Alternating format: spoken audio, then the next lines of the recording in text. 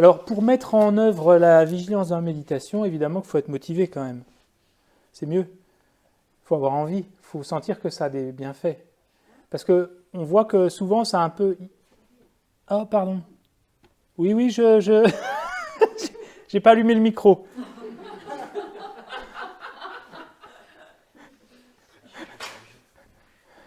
Je dois être extrêmement vigilant quand j'enseigne. Donc, on voit que pour mettre en œuvre la vigilance dans la vie de tous les jours et encore plus dans la méditation, il faut qu'on ait l'impression que ça sert à quelque chose. Parce que si je vous demandais maintenant de faire simplement rien, c'est plus facile que de faire quelque chose. C'est plus facile de se mettre dans le canapé en faisant comme ça que de faire un effort, de se focaliser sur quelque chose et de porter attention à son esprit. Donc quand on pense que la méditation de concentration, c'est simplement se détendre et vraiment lâcher toute forme d'effort, bah, c'est sûr que c'est plus facile sur le moment que de faire l'effort de se dire qu'est-ce qui vient de me traverser l'esprit, qu'est-ce que je viens d'avoir comme pensée. On voit que c'est un effort supplémentaire.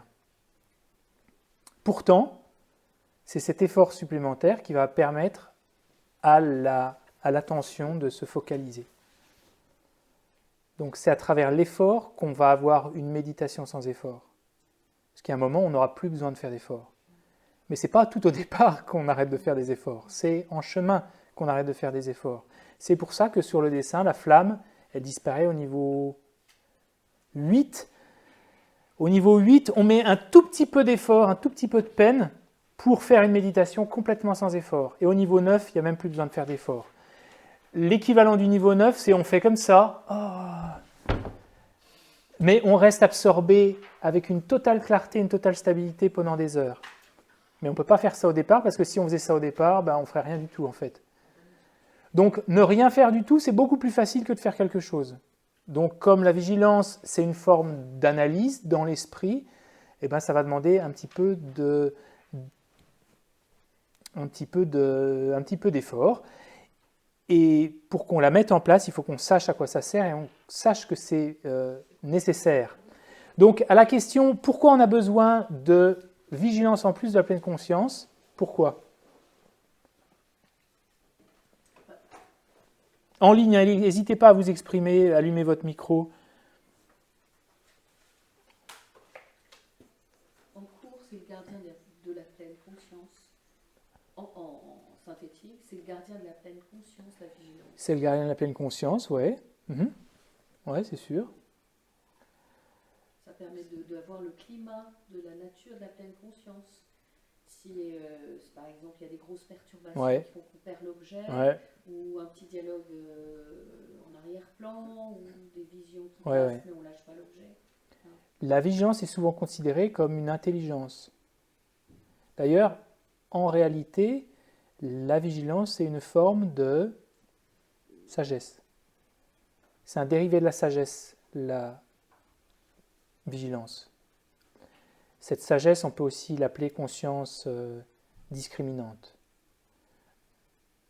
Et donc c'est une forme d'analyse, c'est une forme d'intelligence, de compréhension. Qu'est-ce qu'il faut faire? C'est le pilotage. La pleine conscience, elle se focalise. La vigilance, elle est l'intelligence qui va accompagner la méditation. Et on parle souvent de la vigilance dans le contexte du relâchement de l'excitation, mais il y a plein de choses qu'on doit observer. Est-ce que mon corps est trop tendu? Est-ce que je mets trop d'efforts? Est-ce que je suis en train de m'endormir? Est-ce que j'ai vraiment envie de méditer? Est-ce qu'il vaudrait mieux que je m'arrête? Est-ce que je fais des sessions trop longues? Et donc c'est tout cet écosystème bénéfique qu'on met en œuvre dans l'esprit pour accompagner l'esprit à se focaliser. Et on ne reconnaît pas que les fautes, on ne reconnaît pas que les problèmes. C'est également de reconnaître la détente dans le corps, reconnaître la souplesse dans l'esprit qui est en train de grandir. Il y a plein de choses qu'on observe avec cette vigilance. Et quand on arrive à mettre en place les deux, il y a vraiment, je crois, beaucoup plus de stabilité dans l'esprit. J'entendais quelqu'un qui parlait des rêves. C'était dans votre groupe, je crois. En fait, j'en parle souvent parce que je crois que la vigilance fonctionne un petit peu de la même manière que comment est-ce qu'on fait pour éclairer le contenu de nos nuits, par exemple. Eh ben, on s'en souvient le matin, c'est la méthode. Comment ça peut fonctionner, ça? Comment le fait de se souvenir de nos rêves le matin peut rendre possible que les nuits prochaines, on ait des rêves plus clairs? Quelle explication on peut donner à ça? Parce que c'est le cas, hein. Plus on se souvient le matin, alors que les rêves, ils ont déjà eu lieu il y a peut-être quelques minutes ou quelques heures parfois. Comment le fait de se souvenir a posteriori des rêves qu'on a fait la nuit précédente va servir à rendre la nuit prochaine ou les nuits prochaines, par entraînement, d'avoir des rêves plus clairs. Et potentiellement d'avoir la possibilité, à mesure qu'on s'entraîne avec ça, de pouvoir avoir des rêves lucides. C'est-à-dire qu'on commence à être lucide au moment où on rêve. J'ai rencontré quelqu'un en Angleterre qui avait des rêves lucides de manière très très normale. C'est-à-dire qu'elle pouvait non seulement être lucide dans ses rêves, mais contrôler le contenu de ses rêves. Et avec des niveaux de réalisation, en tout cas, elle arrivait à faire des choses qui étaient assez surprenantes. Ça, les textes tibétains en parlent très bien. Quand on pratique shamatha, on rend possible de devenir conscient pendant ses rêves. Il y a il y a les études de Stephen LaBerge aux États-Unis. Maintenant, il y a toutes sortes d'études scientifiques qui montrent que c'est non seulement véritable mais vérifié. On demande à des gens pendant leur sommeil d'avoir des activités dans leur corps alors qu'ils sont en train de dormir, par exemple de cligner des yeux et d'interagir alors qu'ils sont en train de dormir. Et de signifier dans leurs rêves à leur corps qui est en train de dormir qu'ils sont en train d'être lucides dans des rêves. C'est-à-dire qu'on leur demande dès qu'ils sont en rêve lucide, de faire un genre de mouvement d'œil particulier alors qu'ils sont complètement endormis. Et des gens qui ont un entraînement assez avancé dans les rêves lucides, y sont arrivés. Et donc, il y a plein d'études. Stephen LaBerge, je vous conseille, si ça vous intéresse sur les rêves lucides. Qu'est-ce qui fait l'extraordinaire, cette personne en Angleterre? Elle arrive par exemple à multiplier son corps et à aider des individus avec multiples corps, par exemple. Dans le rêve. Un Bouddha, c'est ce qu'il fait, hein, dans la réalité. Oui, c'est ce qu'on appelle une émanation. Il arrive à multiplier son corps et. Mais il y a quelqu'un qui le voit. Comment? Il y a quelqu'un qui le voit. On ne voit pas son corps. Non, ça c'est un corps de rêve. Ça, elle est en train de dormir. Comment c'est Stephen LaBerge. Ouais, LABERGE. Il y a un livre de Alan Wallace aussi sur les rêves lucides, mais dans le contexte du bouddhisme. Alan Wallace. Je ne sais pas s'ils sont... Stephen LaBerge, il les traduit en français. Alan Wallace, le livre sur les rêves, je ne crois pas. Mais... Tu parles en Angleterre, non, c'est pas le même. Non, c'est une autre personne. Ok. Donc, comment le fait de se souvenir le matin peut rendre possible qu'on ait beaucoup plus de clarté pendant ses rêves dans les nuits prochaines? C'est un peu, en fait, c'est un entraînement. On vient planter le matin les graines de se souvenir, parce que quand on se souvient des choses qu'on a faites, on rend possible de se souvenir pendant. Quand on se souvient le matin des rêves qu'on a fait la veille, on vient planter l'intention beaucoup plus ferme de se souvenir pendant. Et c'est la même chose avec la vigilance pour shamatha. On commence à se souvenir des grosses distractions, ce qui va rendre possible que par habitude, on se souvienne des distractions pendant. Donc on se souvient d'abord des grosses distractions qui nous font complètement perdre l'objet, ce qui va rendre possible de se souvenir des distractions quand on est en cours. Parce qu'en fait, l'anatomie d'une distraction, c'est ça. C'est qu'on est focalisé sur l'objet. Au départ, on fait une méditation sur le souffle, on est 1 minute sur l'objet. Les quelques secondes qui commencent, on est 100% dessus. Ça peut arriver. Hein. Mais, ça ne dure pas. Notre attention finit par décliner un peu, qui crée comme une faille, qui va laisser la possibilité à l'esprit de commencer à former tout doucement les prémices d'une pensée. Et donc, il y a un surgissement dans l'esprit de quelque chose qui n'a rien à voir avec l'objet. mais la pensée n'a pas été formée encore. Peut-être qu'ensuite, il va y avoir cette pensée et l'objet.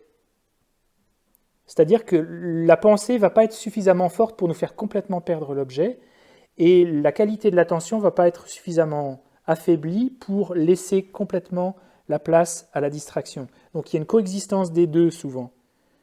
Et il y a un moment, bon, il y en a un qui prend le pas sur l'autre, et l'autre décline tellement qu'on perd complètement l'objet.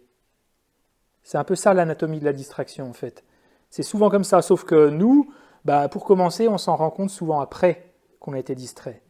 Mais quand on s'en rend compte après, on commence à se dire « Ah ouais, et si je m'en rendais compte un peu plus tôt ?» Et c'est exactement ce qu'on fait dans les rêves lucides, on s'en souvient la veille, et ça nourrit la motivation pour se dire « Puissais-je être lucide pendant les rêves, pendant que je suis en train de rêver ?»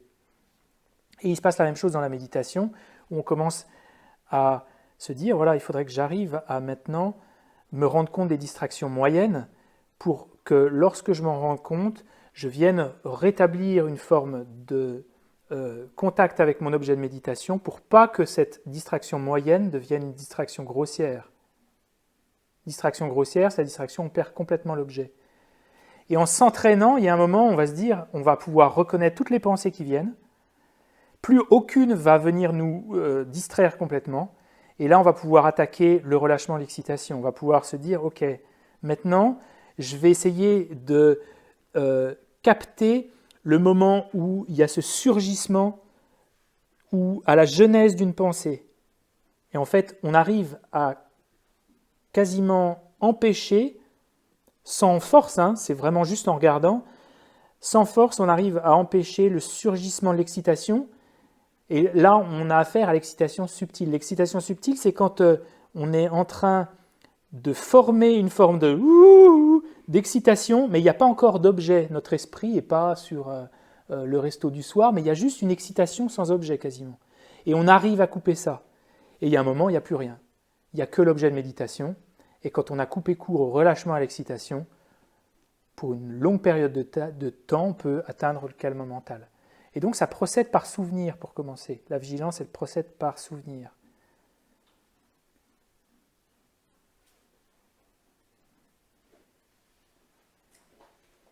Pleine conscience qui observe l'objet, vigilance qui en périphérie vient éclairer le contenu de notre esprit. C'est le simple fait de se souvenir du rêve, mais sans l'interpréter. On n'a pas à comprendre le sens du rêve. Non, sans l'interpréter, c'est pas nécessaire. Ça peut aider, mais c'est pas nécessaire. On peut simplement dérouler à l'inverse. C'est souvent ce qui arrive dans les rêves. On a une image et puis on essaie de savoir ce qui est avant ou ce qui vient après. Là, dans une pensée, ce qu'on peut faire, quand on est en train de faire cet exercice de la méditation, c'est par exemple, on est parti 5 minutes. Je me souviens, oh là, j'étais en train de méditer, ok, bon, je suis parti, je me souviens de rien.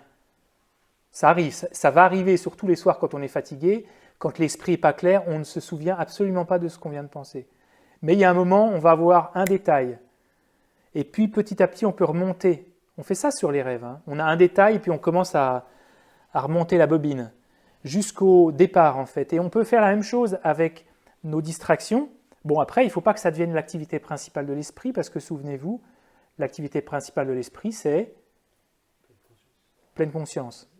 C'est en périphérie, on ne va pas non plus... Alors attends, arrêter sa méditation complètement pour essayer de remonter le fil. Mais doucement, en fait, on va se rendre compte qu'on peut réussir à déterminer aussi qu'est-ce qui a été le point de départ de ma distraction. Est-ce que c'est parce que j'ai entendu un bruit alors que j'étais en train de méditer ? Et en fait, là, on découvre et on travaille le pouvoir de la vigilance. Et quand on arrive à percevoir toutes les pensées grossières, il n'y a plus de pensées grossières, il n'y a que des pensées moyennes, et après on passe aux pensées subtiles. C'est très graduel. Et ça, si on ne met pas en œuvre cette vigilance, il est, à mon sens, impossible d'atteindre le niveau 3 ou 4. 4, c'est sûr.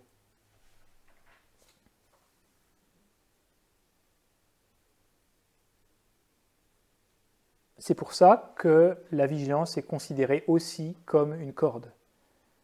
Elle peut être soit considérée comme un crochet, soit comme une corde, parce que c'est avec cette corde de se souvenir de nos distractions qu'on peut finalement se porter sur le pilier de l'objet de méditation. C'est la conjonction des deux que sont la pleine conscience et la vigilance qui aident.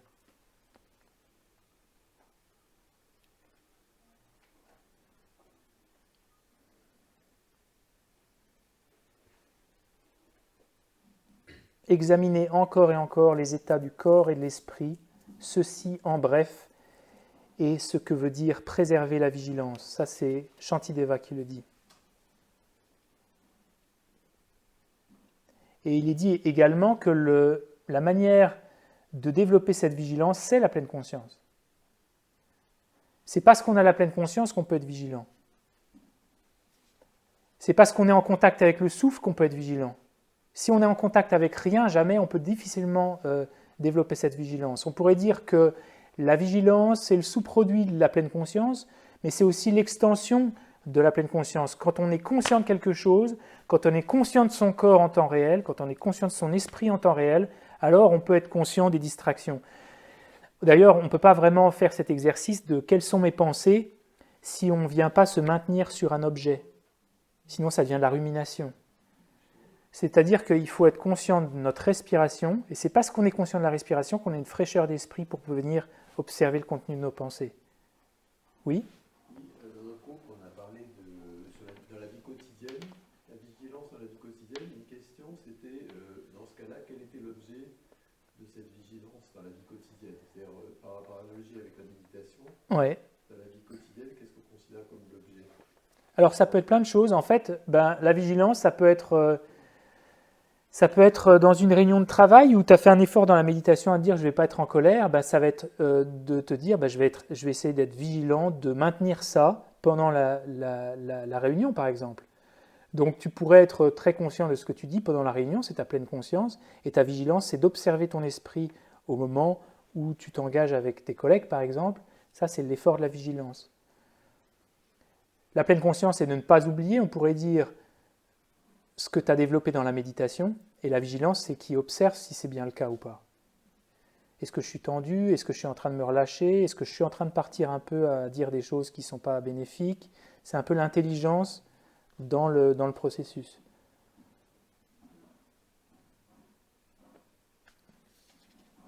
Donc,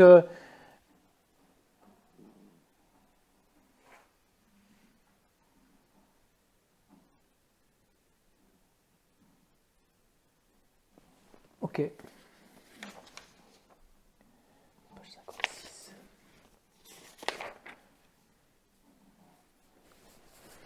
Ok, on peut faire des tests, on peut refaire cet exercice. Alors là, on est un petit peu dans l'après-repas, le moment où c'est pas le mieux pour méditer. Donc, aidez-moi. J'arrive pas à méditer, c'est l'après-repas, qu'est-ce qu'il faut que je fasse? Une sieste? Ça pourrait être méditer debout, ça pourrait faire une méditation marchée si j'arrive pas à faire une méditation assise. Les yeux ouverts, me faire un petit massage. Je le fais dans les méditations, dans les retraites maintenant, le matin. On pourrait le faire plus, mais après, c'est se faire un petit massage, se mettre de l'eau fraîche sur le visage. Mais c'est aussi de faire sans doute de l'analyse plutôt que du placement. Parce que le placement, quand on est déjà fatigué, c'est un peu le ticket vers la somnolence. Donc, c'est se redresser aussi plus. C'est se redresser, c'est peut-être observer un objet dans la sphère physique plutôt que la sphère mentale, parce que la sphère mentale est plus... Si on est en train de s'endormir et qu'on prend un objet dans la sphère mentale, on entre encore plus dans la sphère mentale, donc on s'endort plus. Le sommeil, c'est un retrait des consciences sensorielles. Donc si on veut rester éveillé, éveiller les consciences sensorielles, activer les consciences sensorielles, regarder de la lumière, c'est souvent employé dans les sutras comme un moyen d'éviter de s'endormir. Ouvrir les yeux, regarder les étoiles, observer le ciel, se mettre de l'eau fraîche sur le visage, ça peut aider. Faire de l'analyse, évidemment. Et puis alors si ça ne fonctionne pas, on fait une petite sieste. Mais uniquement après avoir épuisé les autres... Ça peut être trop simple de... Non, je me sens un petit peu fatigué. Je vais faire un petit dodo. Est-ce qu'on pourrait prendre une douleur, par exemple, et aller dans la douleur pour essayer... Pour te réveiller? Génial. Non, pour analyser Oui, on le fait ça dans le Vipassana de Goenka. Oui, mais moi je déconseillerais de le faire tout le temps. Et je déconseillerais d'aller trop dans la douleur parce que, pourquoi? Dans la méthode tibétaine du développement du calme mental, il y a quelque chose qui est important, c'est que plus on avance, plus on développe de l'effort joyeux. Ah ouais. Ouais, Donc donc, ça, c'est pas joyeux. bah non. Si tu donnes trop de souffrance dans ta méditation, déjà ton esprit va pas vraiment avoir envie de méditer, de revenir. Hein. Il faut qu'il y ait de la joie, il faut qu'il y ait de l'effort joyeux, de l'aisance. Et plus il y a de ça, plus en fait ton esprit va pouvoir supporter les difficultés. Mais si tu te lances tout de suite dans les difficultés, c'est difficile de penser que ça génère assez rapidement de l'effort joyeux. Donc ça peut être bénéfique hein, d'observer notre réaction à la souffrance.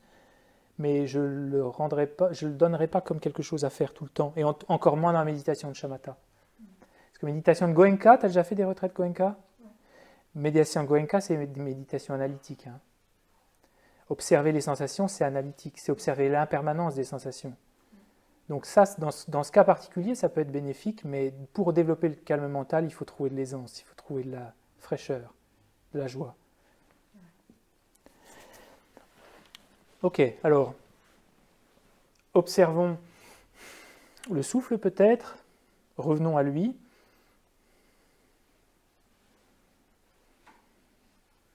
Et une manière de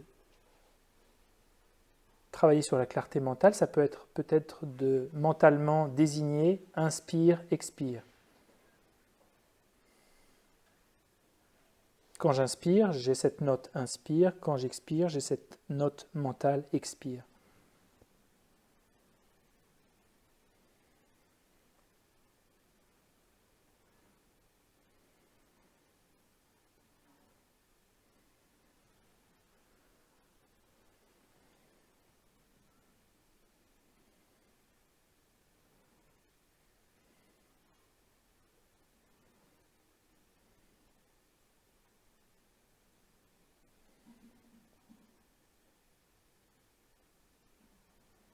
Et si l'esprit manque de fraîcheur, alors on va essayer de tendre vers la certitude, vers l'intensité mentale.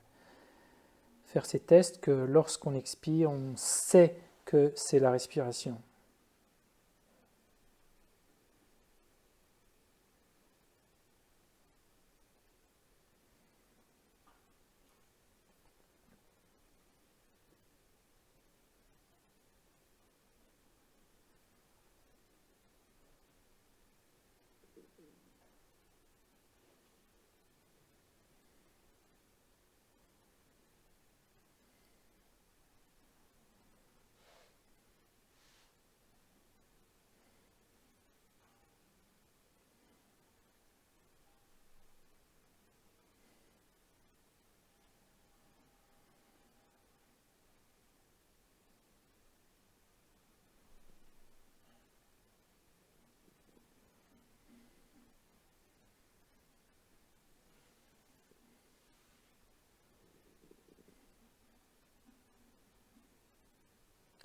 On essaie de faire en sorte de tendre vers la certitude, de tendre vers l'exploration fine des détails du souffle, à présent en observant la distinction entre la durée de l'inspire et de l'expire, est-ce qu'il est long, est-ce qu'il est court.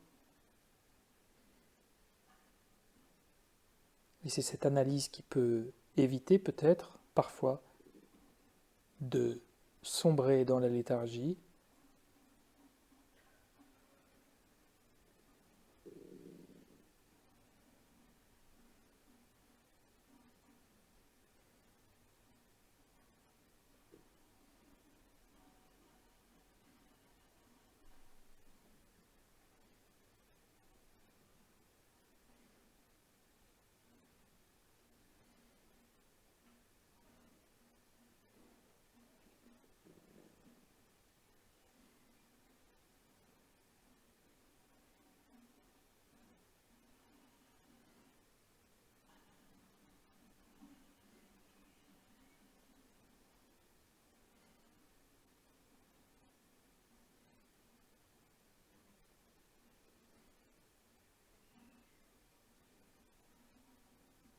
Et de temps en temps, vous pouvez faire le test en expirant, d'avoir cette certitude d'être en contact avec le souffle et de regarder ça rétrospectivement, en maintenant dans votre esprit ce sentiment de certitude.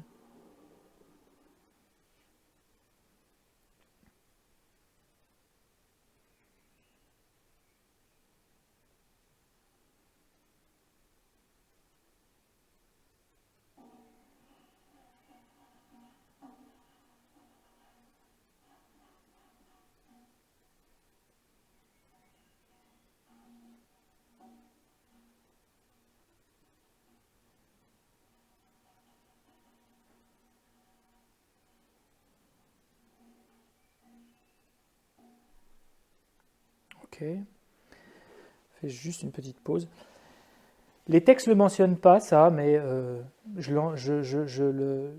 j'en parle quand même dans des retraites. Il me semble qu'il y a une dimension physique à cette certitude. Je ne sais pas, toi, Aude, par exemple, qui as déjà fait plusieurs retraites, est-ce que tu sens physiquement, tu arrives à invoquer cette certitude dans quelque chose de physique? Oui. Oui, tu le sens. Parce que moi, je sens qu'il y a quelque chose dans la... Je sens que moi, ça s'exprime dans les yeux qui... Quand je suis un peu dans la détente et la clarté, bon, ça peut être les yeux ouverts, mais dès que je sens qu'il y a l'intensité, je sens que ça... Naturellement, les yeux viennent se fermer un peu. Il y a un peu aussi cette... Ça, les textes en parlent, par contre. Cette espèce de crochet. Quelque chose de... Alors après, je dis ça dans les retraites, mais les gens ils me regardent un peu avec des gros yeux parce qu'ils disent c'est mieux, ça veut dire quoi ça? Mais il faut le trouver dans son corps en fait. Hein. Mais il y a quand même vraiment quelque chose qui se passe quand on a cette absolue certitude d'être en contact avec l'objet. Il y a quelque chose qui vient s'incarner aussi dans le corps. Ouais, tu le sens. Et ça en fait, c'est comme un mudra, c'est-à-dire comme un placement de main. À la fois, on peut avoir cette certitude qui vient s'imprimer dans le corps, mais de prendre un peu ça dans le corps, ça vient aussi générer l'état dans l'esprit. En fait, c'est là l'union du corps et de l'esprit. Quand j'étais acteur, on peut essayer de se rendre triste pour pleurer, mais en fait, on se rend compte que pleurer, c'est déjà une action physique. Donc en fait, c'était souvent le physique qui venait donner à l'esprit la tristesse. Quand on commençait à avoir un peu des tremblements ici, et en fait c'est assez curieux d'ailleurs, c'est que le physique peut venir générer en nous des états. Et les mudras, c'est ça, hein, les mudras, c'est des placements de mains qu'on fait qui ont chacun une portée bien particulière pour rappeler au corps et à l'esprit sans doute les souvenirs qu'on a cultivés en lien avec ça. C'est pour ça que la position de méditation, elle vient faire qu'à chaque fois qu'on la prend, l'esprit se met dans la perspective de la méditation. Et là, pour la certitude, moi, ça devient complètement naturel maintenant. Il y a une espèce de... Parfois, je le sens, mais il n'y a pas de mouvement physique dans ce crochet. Il y a aussi le muscle du périnée. Ça, les textes en parlent aussi de ça. Contraction du muscle du périnée pour avoir cette concentration, on appelle ça des bandhas dans la tradition yogique indienne. Donc ça, c'est à vous de le trouver. Mais ça aide en tout cas. Ça aide énormément. Parce que c'est assez simple de travailler sur une composante physique qui induit l'esprit plutôt que le contraire, souvent. Donc c'est pour ça que méditer, je trouve, les yeux ouverts, ça a une grande valeur. Parce qu'on se rend compte de ça. On se rend compte, on a l'impression qu'on fait la grimace. On m'a souvent dit que je méditais en faisant la grimace.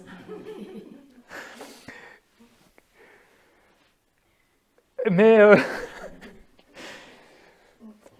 parce qu'on se dit, oh la détente, ton visage, il faut qu'il soit... Oh. Mais en fait, j'ai jamais essayé de le faire par imitation, mais je me souviens, Lama Yeshe avait parfois des expressions faciales qui étaient... Lama Zopa aussi. Alors je ne sais pas, je n'ai jamais discuté avec eux sur ce sujet-là particulier, Mais on se rend compte que ce n'est pas parce qu'ils font des grimaces qu'intérieurement ils grimacent. C'est que là, il y a une forme de... Mais à l'intérieur, il peut y avoir une énorme souplesse, une très grande détente. C'est pas parce qu'on fronce les sourcils qu'on est dans une tension intérieure. Ça, c'est complètement de l'extérieur, c'est l'interprétation, ça. Parce que quand on est dans une forme de clarté, d'intensité mentale, on comprend pourquoi les Bouddhas sur les photos, les images, ils ont les yeux plissés aussi. Ils ne sont pas les yeux ni grands ouverts, ni totalement fermés. Donc vous pourriez essayer de voir comment ça s'imprime dans votre corps, ça. Essayons.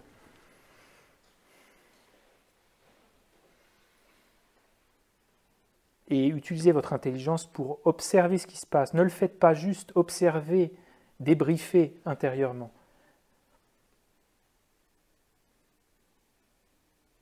Donc sur le temps d'une respiration et peut-être même seulement d'une partie de l'expire, essayez d'avoir cette intensité.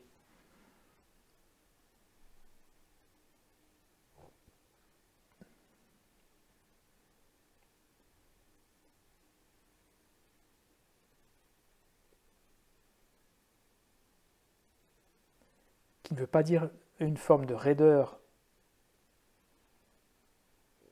seulement de l'intensité.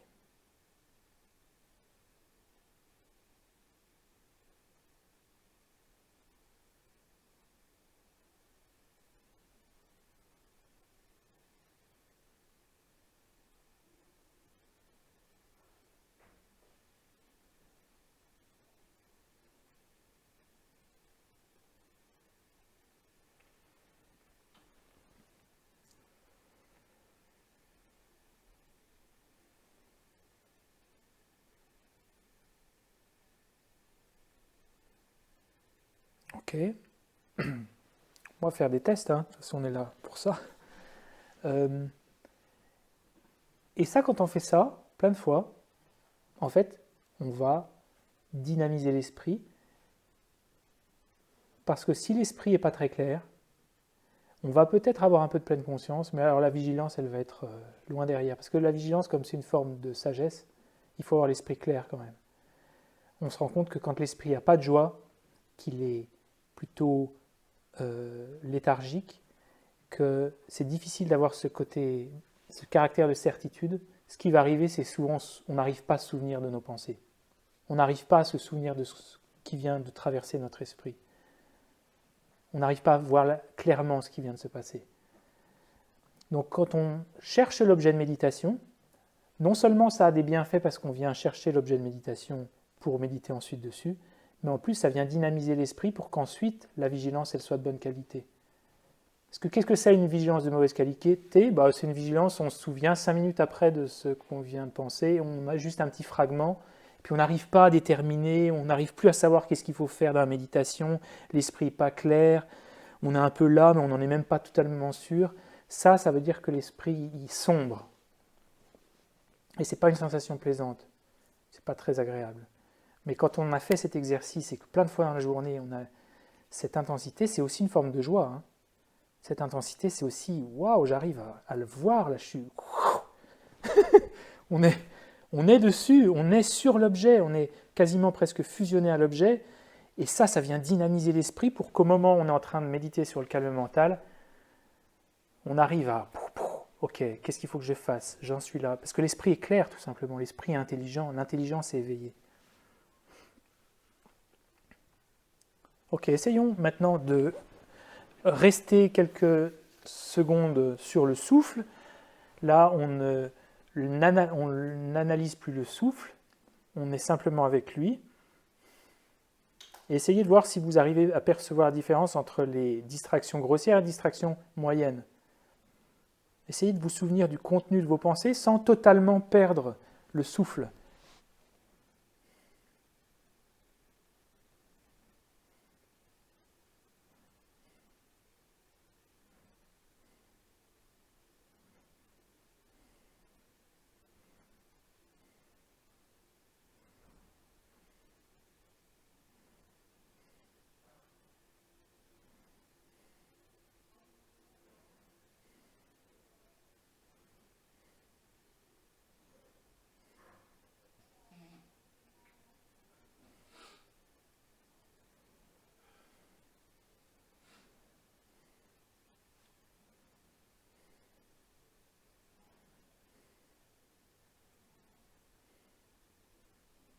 Ok.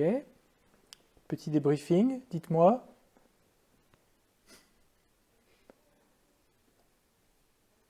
Moi, je pourrais aller vers l'endormissement. Ouais, moi aussi, je sais pas si c'était ça. Une espèce de léthargie. Oui, ça arrive. Hein. Et on va le rencontrer à plusieurs reprises, ça, dans la méditation. C'est normal. À cette heure de la journée, c'est normal. Il n'y a pas de... Donc, difficile de détecter les... On voit que quand la pleine conscience est de mauvaise qualité, qu'on est un peu sur l'endormissement, c'est difficile de savoir ce qui vient de se passer. Hein. Il y a un manque de luminosité dans l'esprit. On a du mal à éclairer le contenu de nos pensées. Quelqu'un d'autre? Les sons. Les sons sont devenus plus présents, plus importants Ouais. ce matin. Oui. Donc plus dérangeants, Ouais. plus décrochés. D'accord. Grosse. C'était les sons de quoi? Des bruits de voix ici. Ah ouais. Et puis Clément qui s'est gratté la gorge, qui est un peu... Non, j'entends même des respirations derrière. Ok. Tout d'un coup, c'est T'as un décroché. sens qui s'est amplifié Ouais. et donc qui a pris le dessus. Ouais, ouais. Sur la respiration. En ligne, est-ce que vous avez...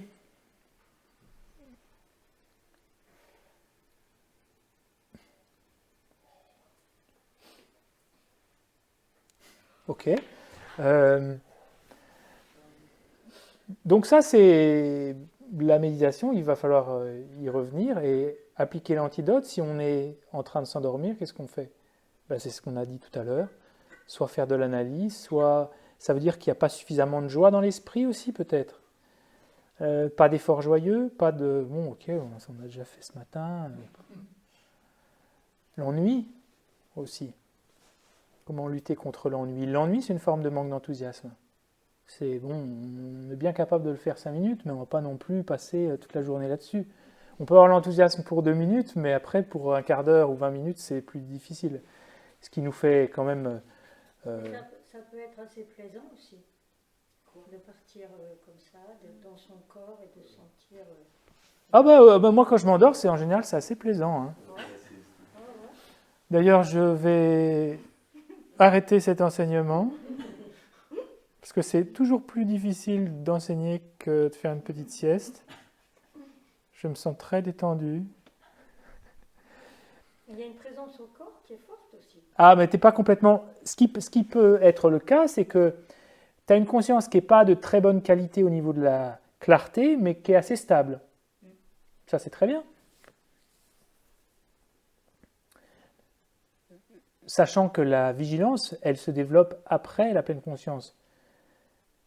La pleine conscience, elle a été complètement développée au niveau 4. La vigilance, elle a vraiment été développée au niveau 6. Donc en fait, c'est vraiment la pleine conscience qu'on développe au départ. Donc si toi, tu restes sur le souffle et tu es stable, tant mieux. La vigilance, pour dépasser le niveau 4, il faut qu'elle soit là parce que le niveau 4, tu ne perds plus complètement l'objet. Donc tu sais que tu ne le perds plus. Donc la vigilance le sait, ça. Qui peut savoir que tu perds plus l'objet, si ce n'est la vigilance? Parce que si je dis, ouais, je pense que je suis au niveau 4, on peut facilement se leurrer aussi. Parce qu'en fait, on ne reconnaît rien de ce qui est en train de se passer dans notre esprit. Pour savoir qu'on est au niveau 4, il faut que la vigilance le détermine, parce qu'elle sait très très bien la différence entre une distraction grossière et une distraction moyenne, par exemple. Donc il faut qu'elle soit là. Mais elle acquiert ses lettres de noblesse uniquement au niveau 6. C'est-à-dire qu'au niveau 6, elle arrive immédiatement à se rendre compte si l'esprit prend la tangente avec l'excitation ou le relâchement. Alors que moi, je plaçais la vigilance avant. Non. Priorité, pleine conscience, ensuite la vigilance. D'ailleurs, des gens qui, et ça j'en parle souvent dans les retraites, des gens qui portent une grande emphase dans leur pratique spirituelle à développer la vigilance sans pleine conscience, c'est des gens qui souvent ont finissent par sombrer dans une forme de rumination et une relation à soi assez difficile quand même. Parce qu'en fait, c'est oui, tu vois François, colère, encore, sauf qu'il n'y a pas du tout cette encre qui vient empêcher de sombrer dans quelque chose de difficile. Donc la vigilance n'est produite que grâce à la pleine conscience. Hyper important ça dans le shamatha. Donc la priorité c'est le souffle, la priorité c'est de regarder la route avant de regarder dans les rétros. C'est la même analogie moderne. Et on se rend compte que quand on fait ça pendant un moment, je suis sur le souffle et je me souviens du contenu de mes pensées, naturellement les pensées elles finissent par diminuer en force en fait. Parce que là, qu'est-ce qu'on fait? On les regarde, on ne les alimente pas, et on revient au souffle. Elles n'aiment pas trop ça. Les pensées, elles aiment qu'on les alimente par encore plus ou qu'on les rejette aussi, elles adorent ça. Qu'on tire dessus à la Kalachnikov, non, ça je ne veux pas penser ça. Je ne penserai pas ça.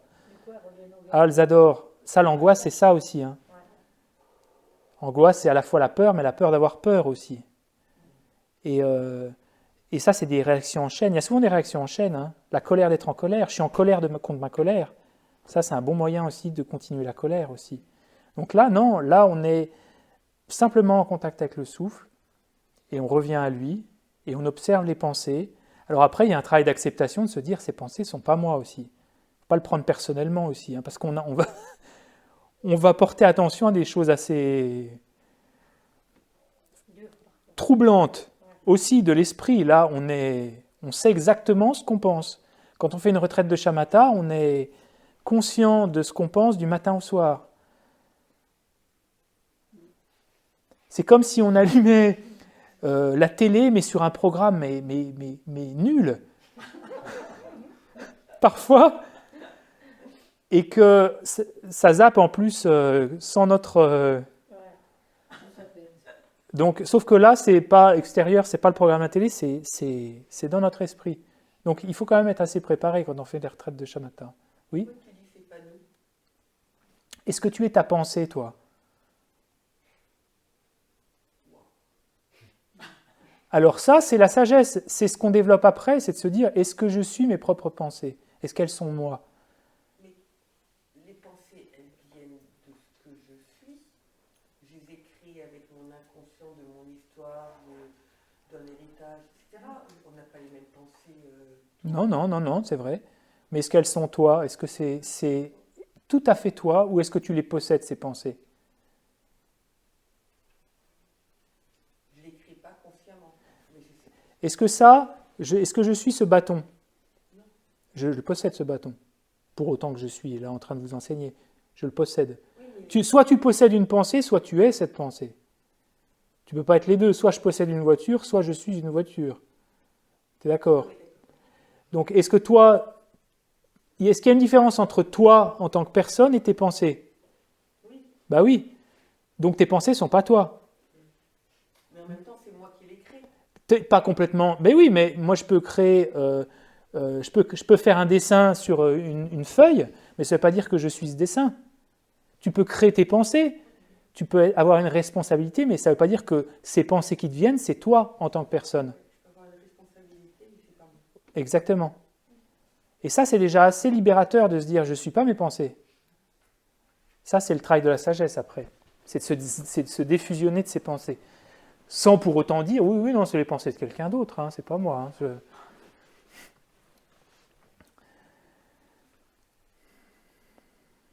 Ok, réessayons. Pleine conscience sur le souffle, on n'analyse plus le souffle.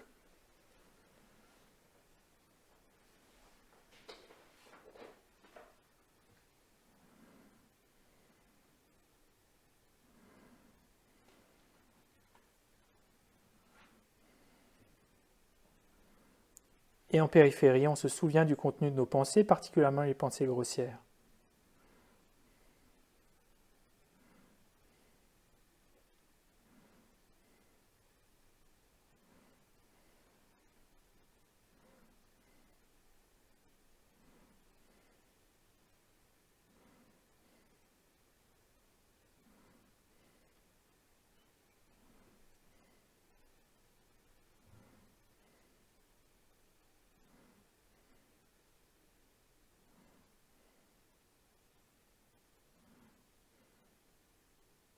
et distinguer dans votre esprit, avec votre petite voix mentale, est-ce que c'était grossier, est-ce que c'était plutôt moyen, est-ce que j'ai complètement perdu l'objet ou pas?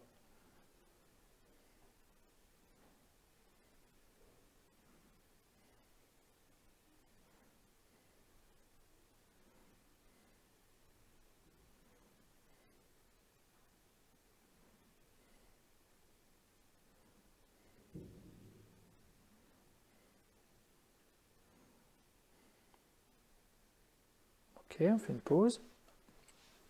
On le fait par petites touches, hein, pour que c'est pas la peine de le faire longtemps si ça ne fonctionne pas. Il faut, pour être clair sur les instructions, faire des tests courts. Donc là, si on n'a pas de pensée du tout, deux choix. Soit c'est parce qu'en fait on n'arrive pas à les voir, soit parce qu'elles ne sont pas là. Mais il faut faire la distinction entre les deux. Mais si on n'en a pas, alors on peut revenir au souffle. Mais l'erreur serait de se dire, bon, ben maintenant qu'il n'y a plus de pensée, je suis complètement sur le souffle, j'oublie la vigilance. Ce qui peut arriver, peut-être. Dans certains cas, peut-être, je ne sais pas si c'est celui que tu me citais tout à l'heure, mais il y a un moment, on se rend compte qu'on n'a pas de pensée aussi. Ça arrive. Pas de pensée, pas de surgissement, on se dit, ok, ben je suis complètement sur le souffle, et là, en fait, on vient désengager la vigilance et on ne l'active plus après. Sauf qu'il y a un moment, ben, on finit par complètement oublier l'objet. Il faut quand même qu'elle demeure. C'est pas parce qu'on est complètement sur l'objet qu'il n'y a plus du tout de vigilance. Ça peut se désactiver. Ben oui, parce qu'en fait, c'est plus... Comme Comme c'est un effort supplémentaire d'avoir la vigilance, il y a un moment où on se dit, oh, la vigilance... Donc on fait que de la pleine conscience. Sauf qu'il y a un moment, ça ne fonctionne plus, parce que sans vigilance, on ne va pas très loin, en fait. Tout ce qui demande un effort, de toute façon, parfois, on n'a pas envie de le faire.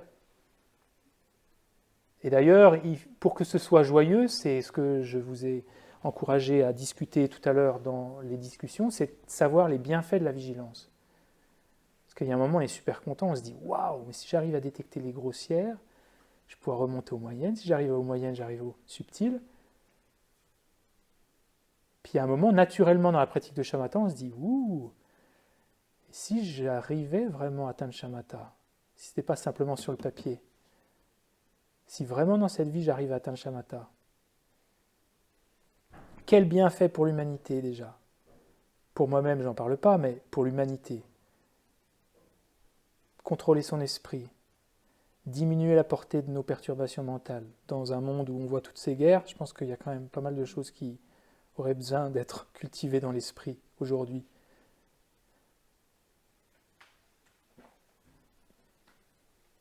Donc, savoir se motiver à la pleine conscience, savoir se motiver à la vigilance.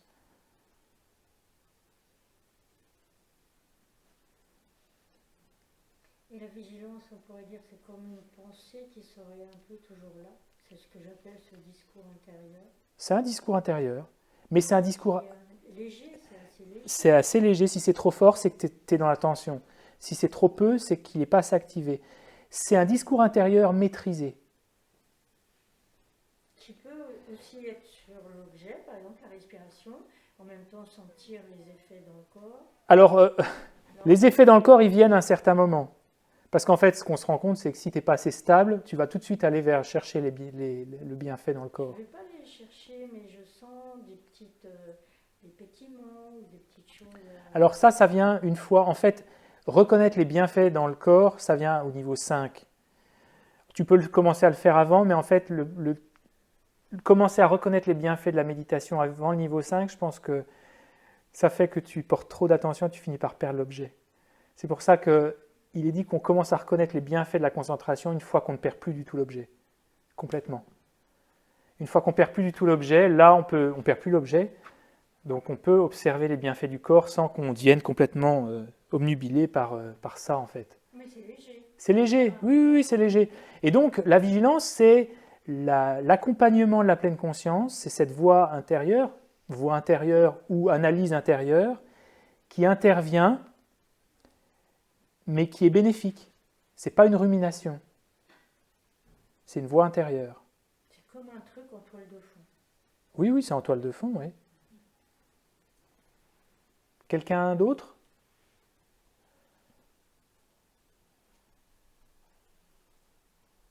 Non?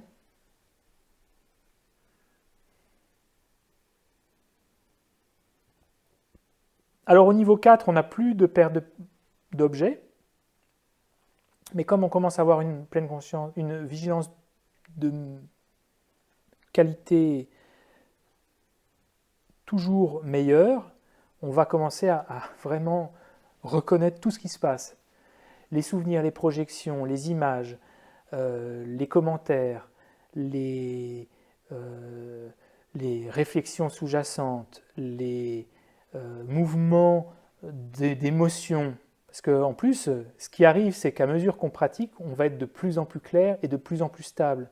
Donc les expériences qu'on va faire vont être de plus en plus fortes. Donc les émotions qu'on va avoir dans l'esprit vont être beaucoup plus bouleversantes presque. Et ça, c'est normal, ça fait partie du chemin. Et il y a un moment, on se dit, waouh, il faudrait que je vienne cueillir ces distractions au moment où elles sont en train de surgir. Et c'est là qu'on voit qu'on commence à vraiment rentrer dans le jeu de la concentration, en fait. On commence à vraiment développer le pouvoir de la vigilance. Et là, ensuite, une fois qu'on a atteint un niveau 3-4, on va pouvoir commencer à se dire, est-ce que mon esprit est en train de se relâcher ou est-ce qu'il s'excite? Et c'est ce qu'on va voir après la pause. Qu'est-ce que la vigilance ensuite observe? C'est peut-être moins là quelque chose pour débutants, mais en tout cas, le but de ces 4 séances, c'est de vous présenter la méthode complète. La fois prochaine, on va voir les 9 étapes et qu'est-ce que c'est d'atteindre le calme mental? Comment ça se passe? Qu'est-ce qui arrive dans l'esprit? Et on verra, on révisera aussi tout ce qu'on a vu précédemment. Oui? Parce que finalement, c'est quand qu'on médite? Parce que vous avez dit, il y a la préparation à la méditation. Et c'est quand qu'on sait qu'on médite? Vous avez entendu la question en ligne?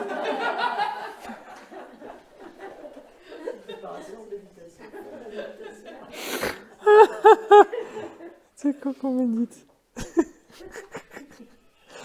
Parce que là, François, il est quand même 15h54.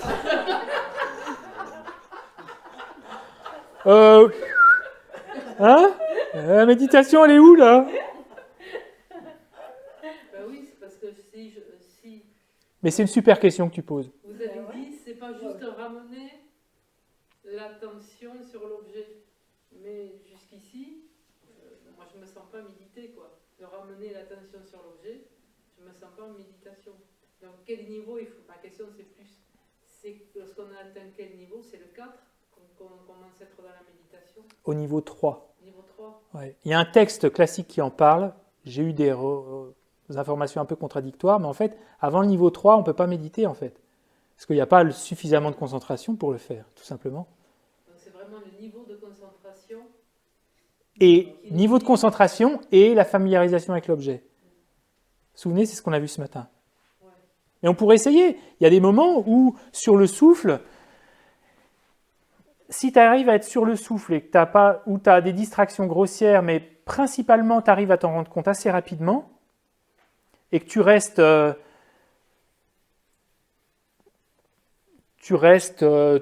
peut-être 3 minutes parfois, sans totalement perdre l'objet, mais dès que tu perds l'objet, tu t'en rends compte assez facilement, on peut dire que tu es au niveau 3. D'accord. C'était ça ma question. Non, mais c'est super intéressant, c'est important. Ça veut dire qu'à ce moment-là, tu as quand même déjà acquis un peu de concentration suffisante pour faire en sorte que au moment où tu réfléchisses, tu ne sois pas simplement dans une réflexion, mais tu puisses commencer à venir intégrer de l'attention dans tes réflexions aussi. C'est à ce moment-là que tu médites. Donc pourquoi des gens méditent dans des centres? C'est pas évident, hein. Vraiment, en fait. Parce que ça dépend de chacun, ça dépend vraiment, parce que pour vraiment que tu te familiarises, il faut que tu aies cette qualité d'attention. Alors le niveau 3 n'est pas un niveau si compliqué à atteindre.